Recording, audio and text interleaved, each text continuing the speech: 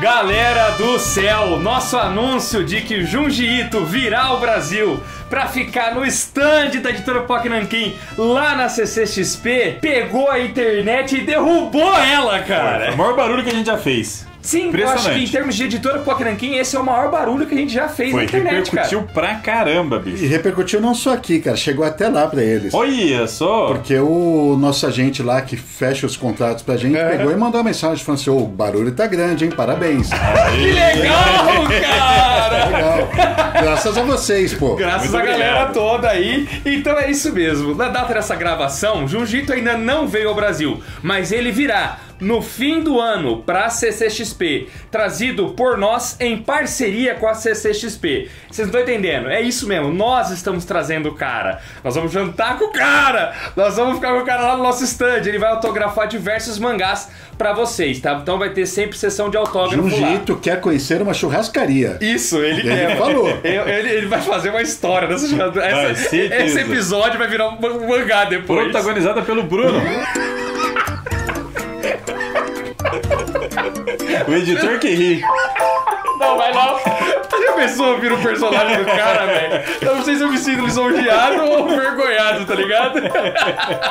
E falando em mangá do Junji Ito, com o vídeo de hoje, a gente abre mais uma pré-venda dele, que é o Cidade das Lápides. E no vídeo de hoje, para comemorar essa pré-venda e para comemorar a vinda dele ao Brasil, nós vamos aproveitar e, além de falar do Cidade das Lápides, nós vamos elencar para vocês os 3 motivos que fazem de Junji Ito um gênio dos quadrinhos de terror. E Cidade das Lápides faz parte de uma coleção mais ampla da editora POC Nankin, que é a coleção de obras-primas do Junji Ito, que nós estamos trazendo completinha para cá. Por se tratar de uma coleção de antologias de contos do Junji Ito, nenhum dos volumes é numerado, mas todos são padronizados, todos saem certinho.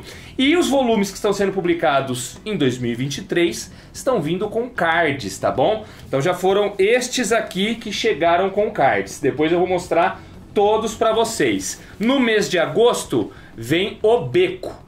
Como a gente grava aqui com uma certa antecedência, o volume ainda não está nas nossas mãos. Mas é capaz de quando sair esse vídeo aqui ele já esteja sendo enviado pela Amazon ou prestes de começar a ser enviado pela Amazon. Cidade das Lápides é o volume de setembro. Isso. E vai ficar depois dele faltando um só pra gente concluir, que vai ser as esculturas sem cabeça. Então nós estamos aqui com a duplinha que falta. Normalmente a gente abre em 2 essas pré-vendas, mas dessa vez, para aprovar tudo no Japão certinho, a gente está abrindo só o Cidade das Lápides. Mais à frente, acompanhado de um mestre na arte de Junji Ito, vem o Esculturas Sem Cabeça. Boa. Beleza, galera? Falando em mestres, falando em nona arte, vamos pegar então esses 3 elementos que fazem do Junji Ito um mestre, e que você encontra todos eles aqui neste mangá que está agora em pré-venda aí na descrição para vocês. Ele é gênio do traço, ele é gênio da narrativa, ele é gênio da arte. Ele é gênio nas 3 coisas. Esse cara é um mestre.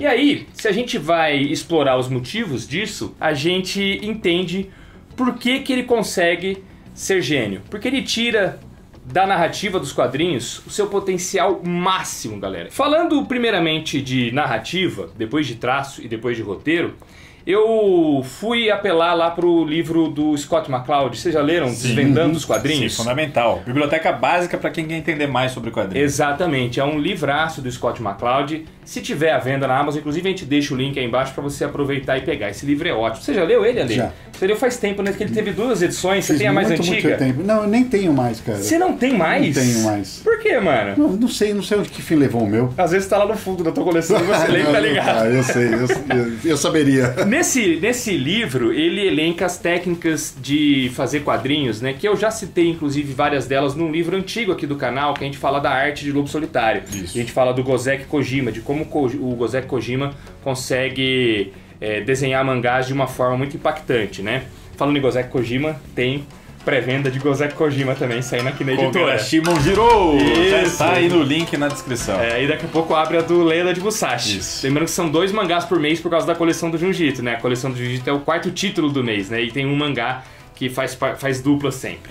E nesse vídeo eu falo que tem aquelas coisas momento a momento, ação para ação, né, tema para tema, aspecto para aspecto. Eu quero uma hora regravar esse conteúdo, inclusive, aproveitando os nossos Gozeki Kojima, Perfeito. os nossos Hiroshi Hirato, os nossos Junji Ito.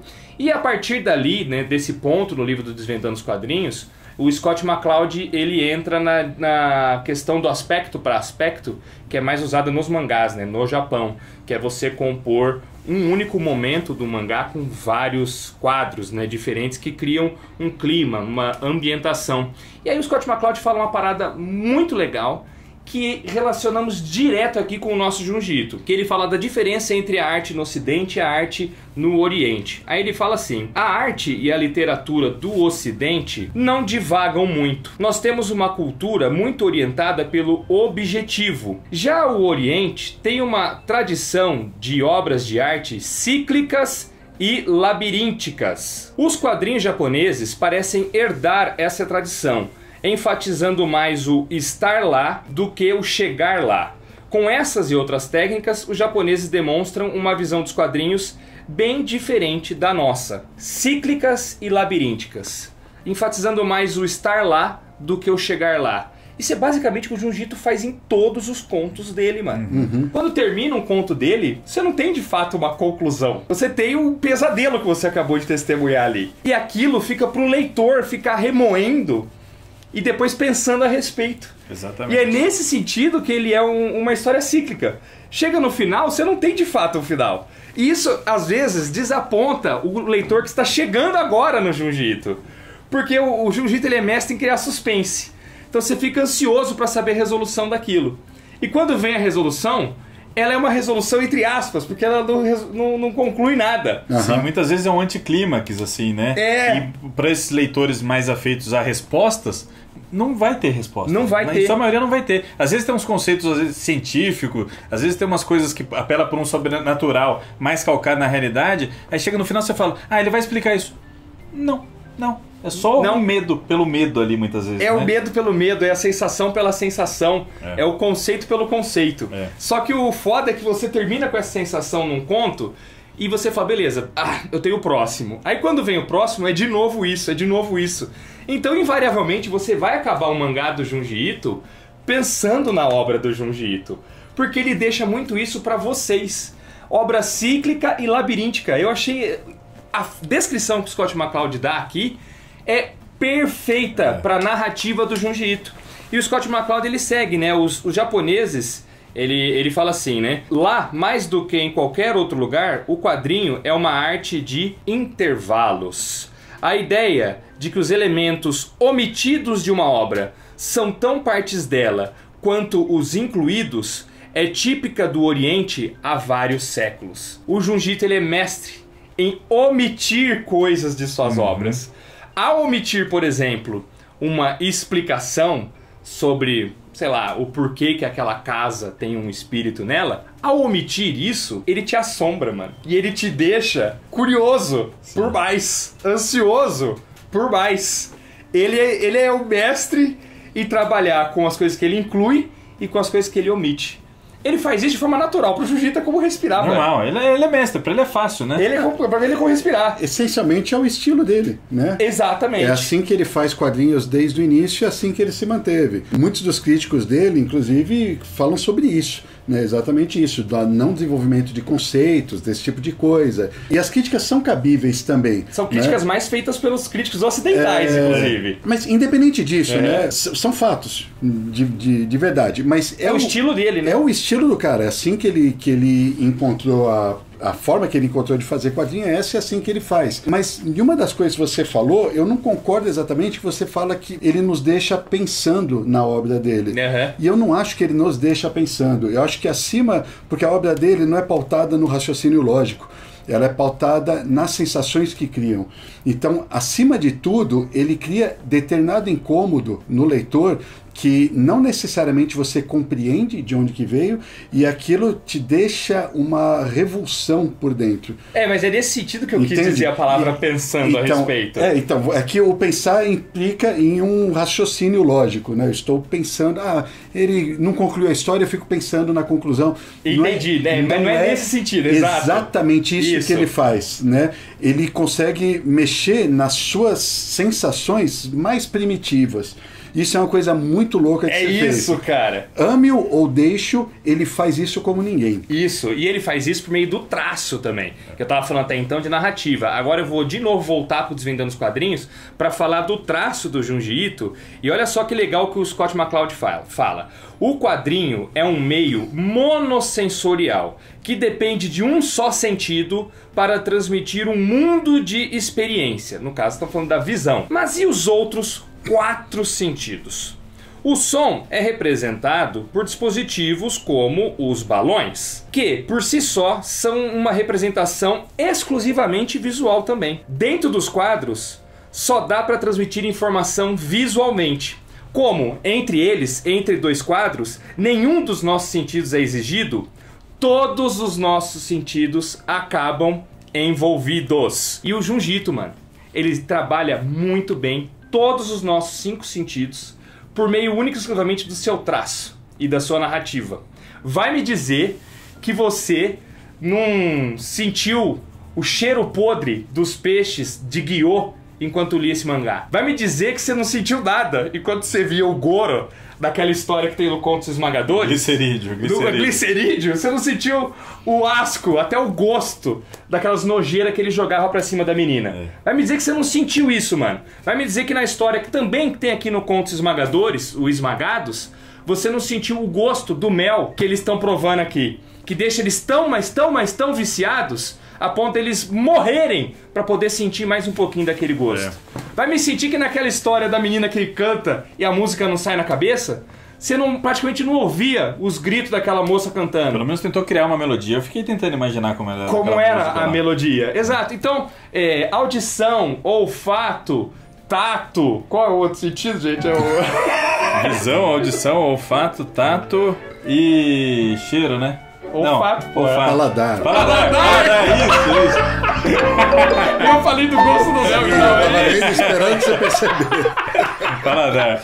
Os 5 sentidos, cara, o Junji Ito consegue ativar em você, leitor, por meio de um só quem sentido. diga que ele atinge, que ele inclusive coloca o 6º sentido aí na história, hein? Ele ativa o 6º também. Se for falar de anime, até o 7º. Até o 7º, por que não? Quem viu Cavaleiros tá ligado. Mas, cara, ele ativa todos, ele consegue mexer dessa forma com você, por meio do traço dele, mano. E nisso ele tem diversas técnicas, né? A principal que a gente pode até ver é que ele sempre desenha os personagens muito simples, né? Então o rosto dos personagens é bem limpo, é bem liso. Bem clean mesmo, assim, poucas linhas, né? Mas isso pra quê? Pra na hora que ele precisa causar uma emoção, ele consegue transmitir com traços mais carregados. Então, sei lá, se uma pessoa está apática, ele consegue trazer isso por meio do traço dele. Se uma pessoa vê algo que a impacta, ele deixa os olhinhos dela bem circulados, essa é a palavra, bem circulados por diversas rachuras, que denotam também que ela teve uma visão de muito impacto. E os lugares que ele desenha, eu particularmente acho bizarra a forma como ele desenha casas, mano. As casas que ele desenha, sempre naquele estilo clássico japonês, né, de paredes de madeira. Todas as casas são mal assombradas. Então, e todas são muito claustrofóbicas, mano.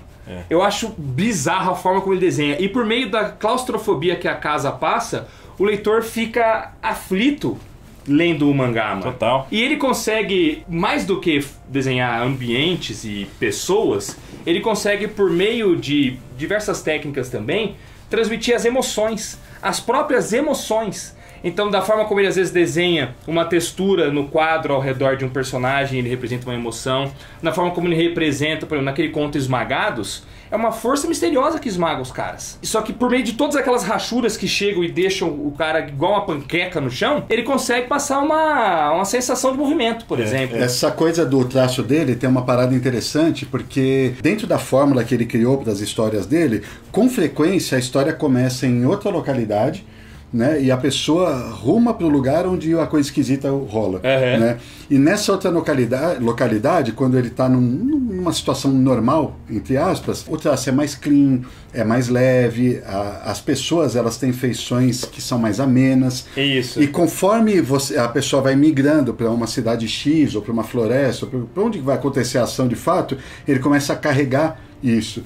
E vai carregando de uma maneira normal mesmo, orgânica na história. Até que o final, você vê que os finais estão sempre carregados de traços escuros, rachuras, os personagens começam a ficar com olheiras, não sei o que lá. Olha isso. Exatamente. Nesse conto Antepassados, por exemplo, olha quando a moça já está em contato com o terror que realmente é trazido pela ação da história. Olha como ele faz, cara. É como a página começa a ter mais informação, esse tipo de coisa. Isso faz parte do processo dele também. Né? De envolvendo você no terror dele. Vai ficando tudo mais carregado mesmo. Sentindo o peso daquilo. Como uma mosca caindo numa teia de aranha. Devagarzinho ele conduz você pra ela. E mesmo que não seja algo que você perceba, por exemplo, eu verbalizei isso daqui. Mesmo que seja algo que você perceba dessa forma, você, enquanto tá lendo, você vai sentindo isso. Exato. Né? Daí essa definição que você deu. Aí para pegar de novo aqui a conclusão do Scott McCloud, a ideia de que uma figura pode evocar uma resposta emocional ou sensorial no espectador é vital nas histórias em quadrinhos. E o Junji Ito, cara, eu nunca vi nenhum outro autor conseguir evocar respostas emocionais e sensoriais como o Junji Ito faz. Ele é único nesse sentido, mano. Ele é único. É impressionante. Por isso que ele fala com um grande público, né? Todo mundo que lê sente alguma coisa ali lendo Junji Ito. Por isso que ele é esse fenômeno, né? É por isso que todo mundo comemora a vinda dele pro Brasil. Ele é um dos autores mais importantes já anunciados pra CCXP, cara. Sem dúvida. E aí nós vamos pra isso que você acabou de falar, pra a terceira parte aqui, que é o roteiro dele. Ele consegue pegar roteiros que dialogam literalmente com todo mundo, mano. Por quê? Porque ele parte de premissas muito familiares e cotidianas para todos. Todo mundo se identifica na situação que o Junji Ito vai narrar ali. De alguma forma, todo mundo se identifica. E aí ele pega essas situações muito simples e muito cotidianas. E o que ele faz? Ele parte pro extremo oposto da linha. Deturpa tanto, ele eleva a potência tão grande, vai à enésima potência, que aquele negócio que era simples vira um negócio ameaçador, assustador, justamente por conta da forma como ele exagera aquilo lá. E ele parte realmente de ideias simples. Então, por exemplo, a galera tá sempre habituada à história de casa mal assombrada. Tem um espírito que assombra uma casa. Aí ele fala assim, bom, em vez de eu pegar uma ideia tão básica como essa, e se em vez de o espírito estar na casa, tá na casa do vizinho? Vamos supor. E se ao invés de ser uma única casa mal assombrada, for uma cidade inteira, com tantas casas agrupadas que você não tem nem rua para passar? Exatamente. E aí ele começa a deturpar essas ideias. Só que partindo sempre de premissas cotidianas. Todo mundo tem o nojinho de caramujo, por exemplo, de lesma. É um negócio assim muito fácil de você... Nossa, é nojentinha, né? Você já sentiu a sensação de uma lesma passando todo no mundo, dedo, mano. Assim? É meio asqueroso. E se você começar a se transformar numa lesma? Se você se transforma mas vamos supor que o seu medo não é lesma. Seu medo é outro. Mas você se transforma no seu medo. No seu medo, é isso. É isso. Então pode não ser lesma, mas você vai ter outra. Sai de uma lesma, você tem medo de uma. Aí de repente você olha tem 10. De repente você olha tem 100. De repente sua casa inteira tá tomada por aquilo. De repente você tá virando aquilo... Você tá se cagando de medo, naturalmente. Não tem jeito. Às vezes não é nem medo, mano. Às vezes você... Incomodado. O incômodo. Os contos do Jiu-Jitsu, eles passam incômodo. Então, por meio dessas três coisas básicas de todo quadrinho tem narrativa, todo quadrinho tem arte, todo quadrinho tem roteiro. Mas olha a forma como ele pega esses três elementos básicos que tem que ter em toda história e quadrinho e consegue trabalhar da forma como o Scott McCloud coloca no livro dele Desvendando os Quadrinhos, que é a forma mais... É a primordial para você conseguir êxito dentro dessa mídia. E ele é muito bom fazendo isso em histórias curtíssimas, tipo de 12 páginas, às vezes menos, às vezes 4, 5 páginas para ele basta para fazer tudo isso. E às vezes às vezes ele precisa de mais páginas para aí às vezes sim dar mais resposta, dar mais explicação, dar algumas coisas. Um cara que... Por exemplo, quando ele faz com a sala de aula que derreteu, que a gente lançou aqui com o Sensor, que são narrativas maiores mesmo, né? Que ele vai para outros lados e precisa de mais tempo para fazer aquilo. Então ele é mestre nas duas coisas, da história mais curtinha e desses épicos, né? Vamos colocar assim, né? Ainda que os épicos dele também sejam compostos de histórias curtas. Sim, são várias histórias curtinhas que se interligam, né? Exato. Mas você sabe que um cara que conseguia fazer isso na literatura é o Stephen King. É o maior exemplo. Nos contos dele, muito mais do que nos livros. Lógico, os livros longos dele tem muito mais fôlego e tal, né? mas esse incômodo ele conseguia gerar por meio dos contos dele, Exato. das coisas que ele fazia. E aqui na editora Pipoca Nanquim a gente tem um conto dele fantástico publicado, que é sim. incômodo assim. É verdade. A gente lançou em Histórias Assustadoras para Contar à Noite. Não só Stephen King, tem Neil Gaiman lá também e outros lumiares aí das histórias de horror sobrenatural, né? Olha que legal, é verdade. E o livro baratíssimo da editora Pipoca Nanquim. Aí vamos deixar na descrição também. Então olha só que legal, né? Eu tava relendo Desvendando os Quadrinhos esses dias, pensando justamente num futuro programa, e comecei a me deparar falando assim, gente, ele tá descrevendo literalmente tudo que o Junji Ito faz, cara. Não é à toa que esse cara é mestre. Ele faz isso muito bem. E aí a gente vem aqui pro Cidades das Lápides. Toda essa descrição que a gente deu pro trabalho magistral que o Junji Ito faz, você encontra também no Cidade das Lápides, é claro. Essa coleção de obras-primas do autor, ela não é chamada assim no Japão à toa. Realmente são as obras-primas que fizeram o Junji Ito ser hoje conhecido como mestre do horror, né? E vamos falar sem spoiler então dos contos que vocês vão encontrar aqui nessa edição. Eu tô com a edição japonesa, mas o Daniel tem os títulos traduzidos e eu vou seguindo a ordem aqui, porque como eu li tudo, eu sei mais ou menos. O primeiro é justamente o Cidade das Lápides. Isso. Todo o volume, galera, tem o nome de um dos contos. Não todos, né, mas diversos. Então, tipo, Cidade das Lápides é o nome de um dos contos. O Beco também é o nome de um dos contos. As Esculturas Sem Cabeça, que a gente ainda vai lançar, também é o nome de um dos contos. Morada do Desertor também. Morada e o Encanamento que Geme também. Acho que só o Contos Esmagadores e o Mortes de Amor que não é o nome de um dos contos. Isso. Mortes de Amor é a história mais longa, inclusive, né? Mas então Cidade das Lápides já é o conto que abre o volume. E basicamente nessa história aqui, mano, ele parte de um pressuposto interessante, né? Você vê nas histórias de terror, todo mundo já leu ou assistiu alguma história em que a pessoa morre e seu espírito continua preso no lugar, assombrando aquilo lá pra sempre. O Junji Ito nessa história ele faz assim, e se literalmente a pessoa fica presa ao lugar ao que ela morreu? Literalmente, não só na forma de espírito, mas também o corpo. E a partir daí, ele começa a tecer uma história de uma cidade em que isso acontece. Que eu não quero descrever como, porque é muito legal você ir tal qual o protagonista, conhecendo essa cidade. Porque no começo você tá vendo isso que o Ale falou, né? 2 personagens saindo de um local, viajando de carro por uma estrada para visitar uma amiga, e quando eles chegam nessa cidade, eles vão tomando contato com essas estranhezas. E é legal você ir tomando contato junto dele. E você sabe que chama Cidade das Lápides.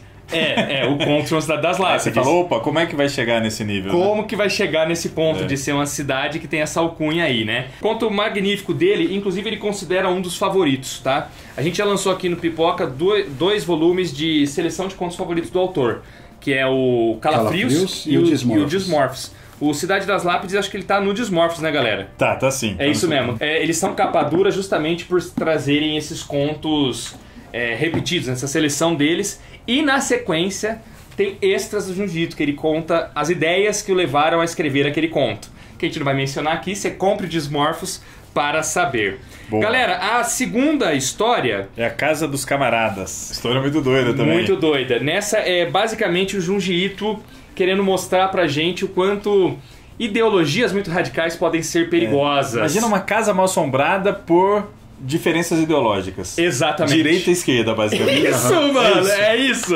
Se brigas ideológicas podem matar na vida real, elas também podem seguir matando na espiritual, mano. É basicamente essa a ideia desse conto, que fala muito mais que isso seria entregar.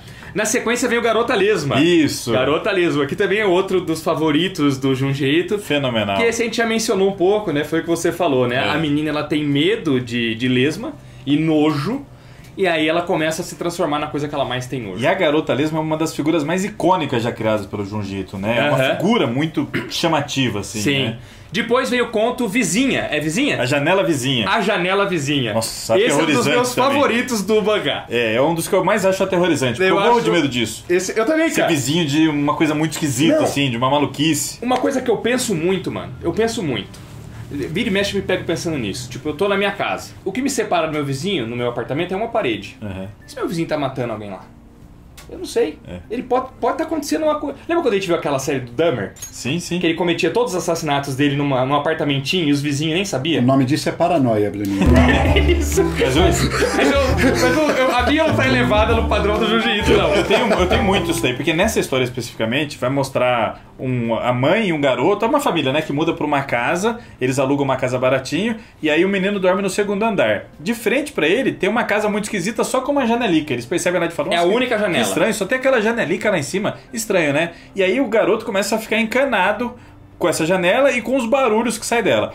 E ele sabe que tem gente que mora na casa. Eu me identifiquei muito porque, assim, no meu apartamento, uma das janelas é da varanda, ela dá pra um vão, assim, no meio do prédio. E a outra, a varanda do rapaz que mora na frente, tipo, é muito perto da minha. A minha também. Eu vejo constantemente ele, assim. Eu fico imaginando, puta... Esse vão aí é um beco, por acaso? Não, Poderia ser um beco. Poderia. Eu fico imaginando, que bom que esse vizinho é legal, eu já conheci ele. Mas se mudar sei lá, um maluco pra lá, completo doido, e começar a me olhar esquisito, começar a agir esquisito, eu vou morrer de medo. Eu vou ter que mudar do lugar só por conta do que a pessoa pode fazer ali. É isso. Só de, sei lá, de olhar, de agir esquisito, eu já vou morrer de medo, né? Não, uma coisa que eu tenho medo também, aquele filme Bruxa de Blair me marcou, quando as pessoas estão dormindo na barraca, elas acordam no dia seguinte, tem aquelas macumba que a bruxa fazia na frente. E eu fiquei aterrorizado de imaginar, caralho, enquanto eu estou dormindo, pode ter gente fazendo coisas perto de mim pra me afetar e eu tô alheio completamente àquilo, eu tô totalmente vulnerável.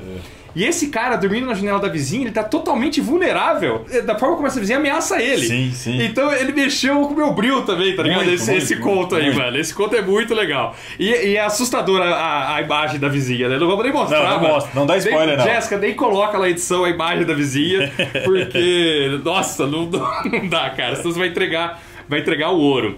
Depois o conto é o... Tenkali. Que é um bicho gigantesco que vive nas profundezas do oceano, completamente desconhecido pela raça humana, que um belo dia aparece encalhada, morta, numa praia, velho. Eu cito o Junjito brincando aqui com aquele conceito, sabe aquela ideia de que a magia existia no passado, mas os seres humanos acabaram com a magia? Tipo que a gente vê no Dragão Negro, no nosso quadrinho do Chris Claremont e do John Bolton. Os seres humanos acabaram com as divindades, igual a gente vê no Deus Americanos, que agora as divindades são outras. Então tudo que era fantasioso, tudo que era relacionado à magia, assim, o ser humano deu cabo daquilo.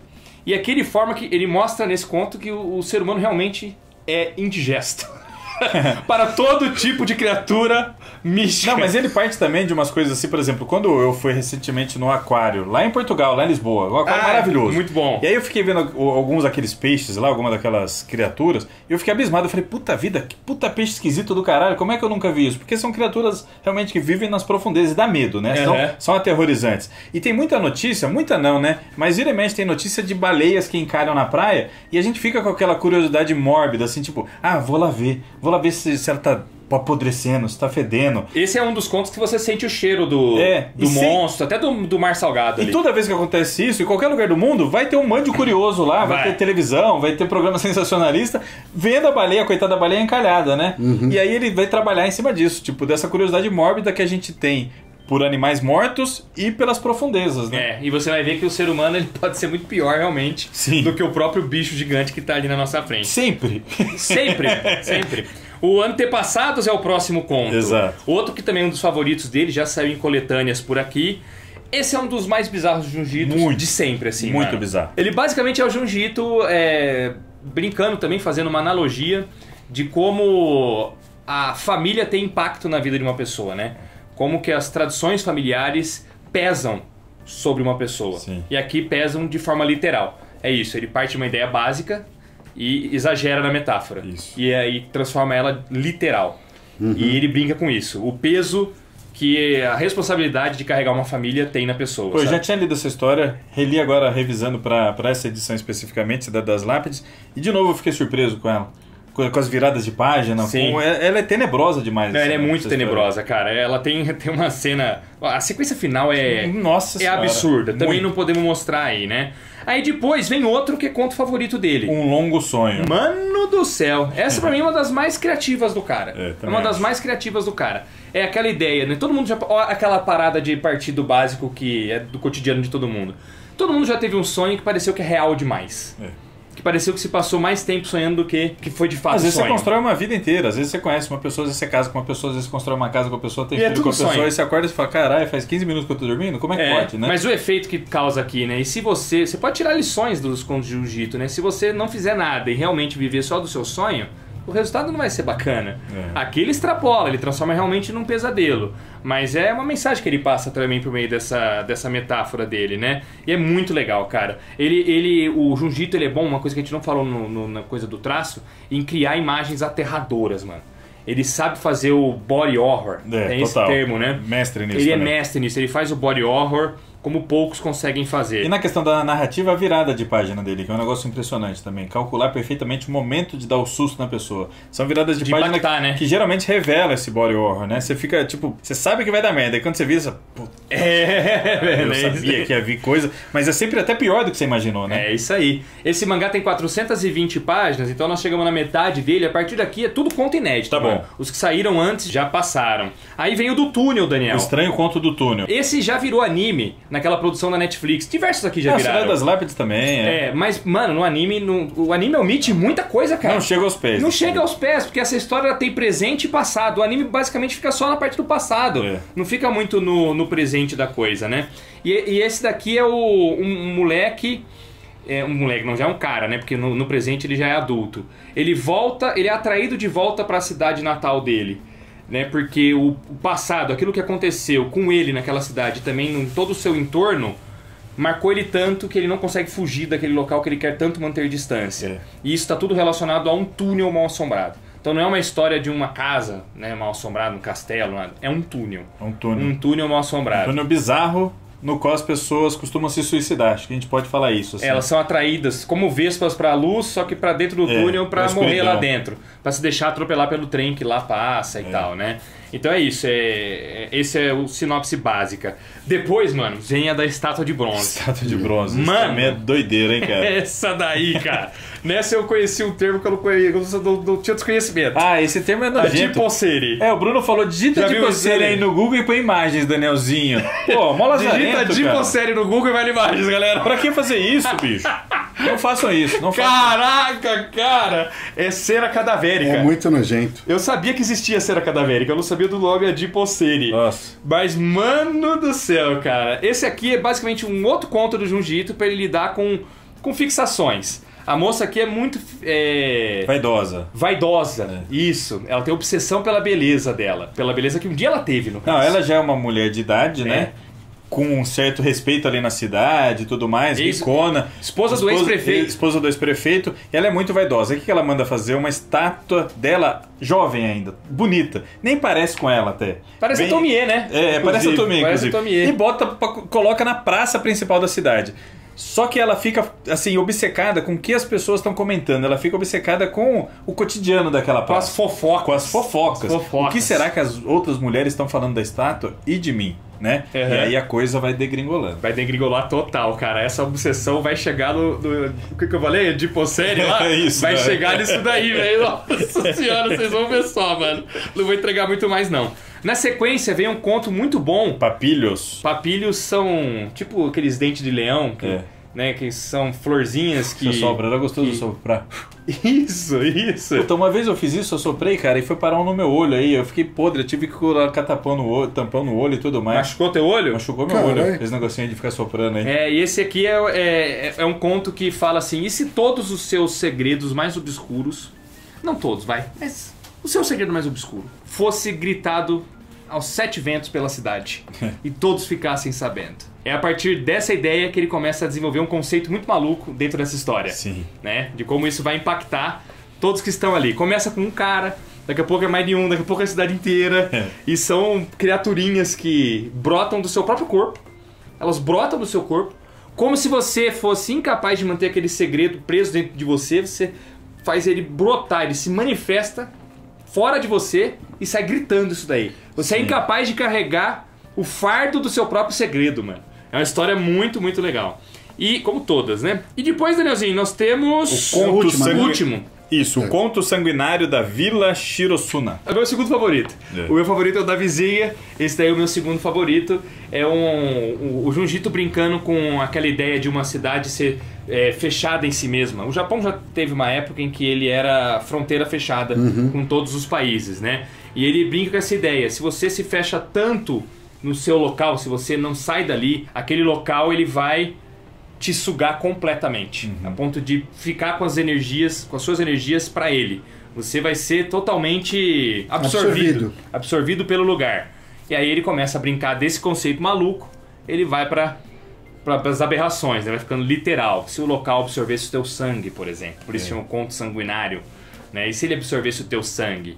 E aí sempre aquela coisa, vem alguém de fora desse local, que é extremamente fechado, no caso um médico, que o antigo médico dessa vila morre, e aí a vila precisa de um novo médico, que chega 10 anos depois lá, quando ele chega ele dá de cara com uma cidade doente, apática, sofrida. E aí ele começa, aí tem muito suspense, essa história tem muito suspense, mano. Você fica muito curioso pra saber as revelações do que o Junjito vai trazer no final, né? As revelações do conto.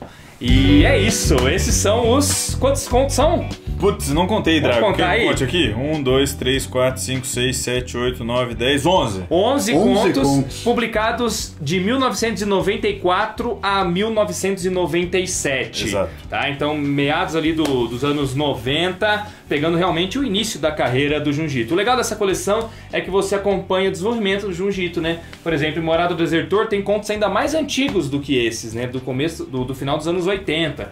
E aí você vai pegando em ordem cronológica realmente tudo. E a gente inclusive está fazendo a coleção dos cards em ordem cronológica. Para fechar, vamos falar então dos detalhes da edição, do preço dela e tudo mais, né? Na pré-venda, esse mangá tá saindo de R$ 86,90 por R$ 60,80. Muito barato, hein? 420 páginas. Chega no final de setembro. Mesmo acabamento do selo Drago, todos eles capa cartão, papel Pollen Bold 90 gramas. Com sobrecapa. Sobrecapa seguindo o padrão de todos da coleção do Junji Ito, sobrecapa né? com vernizinho aplicado. Vernizinho aplicado. Aí tem as capas também que seguem o mesmo padrão. E dentro você vai encontrar 4 cards da coleção de 32, que a gente vai tá lançando aqui e que vai culminar com uma caixinha para você guardar todo o baralho dentro. Além do marca-página exclusivo de cada uma das edições. E sempre tem o marcador de página exclusivo. Então só vou mostrar para vocês quais já vieram cards, hein, galera? Para vocês se organizar. Nós temos cards dentro de contos esmagadores. Vai pegando aí, Ale. É uma boa falar isso, porque tem muita gente que manda mensagem tipo, comprei Tomie e não veio card. Isso, qual comprei tem card? Frankenstein e não veio card. Então, contos esmagadores tem card. Aqui eu tava com os do Encanamento que Geme. Encanamento que Geme também tem 4 cards. Morada do Desertor tem 4 cards também. Pega aí, Alexandre.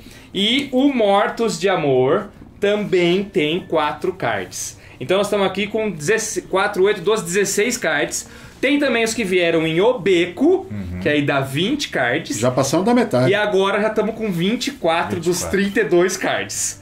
Velho, só falta os cards do Escultura Sem Cabeça e do Zona Fantasma. E é isso. Que é o nosso one shot que sai no final do ano. Olha só, mano.